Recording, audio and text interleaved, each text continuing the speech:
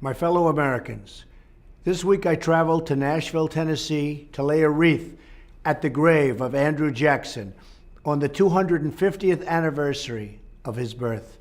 Jackson was an American hero, first as a brilliant general whose crushing defeat of the British at New Orleans saved our independence in the War of 1812, and later as the 7th President of the United States, when he fought to defend the forgotten men and women from the arrogant elite of his day.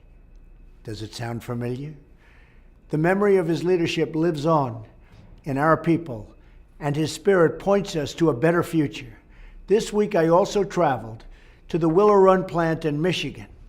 At that facility during the Second World War, the Ford Motor Company built not cars, but entire airplanes. At one point, workers there produced a complete B-24 Liberator every single hour. Hard to believe.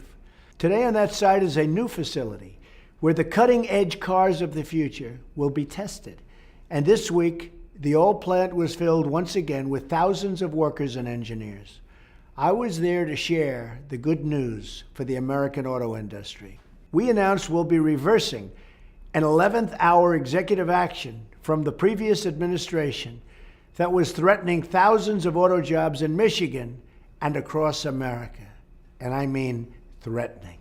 It was very, very sad to see. In fact, we are setting up a task force in every federal agency to identify any unnecessary regulation that is hurting American businesses and American jobs. The first two job reports of my administration show that we've already added nearly 500,000 new jobs. The days of economic surrender for the United States are over. For too long, special interests have made money shipping jobs overseas. We need a new economic model. Let's call it the American model. Under this model, we will lower the burden on American business, but in exchange, they must hire and grow America and American jobs. This will be a win-win for our companies and for our workers. Let's buy American and hire American. Let's create jobs in America. Let's imagine new industries. And let's build a beautiful future together. Among the workers building B-24 bombers at the Willow Run plant during World War II was one tough lady. You might have heard her.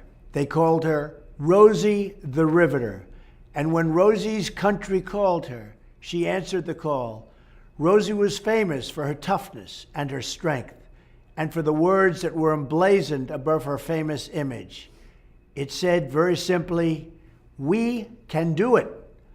If Americans unite and find again within our nation the soul of Rosie and the spirit of Jackson, I have no doubt that we can do it, and do it like never before.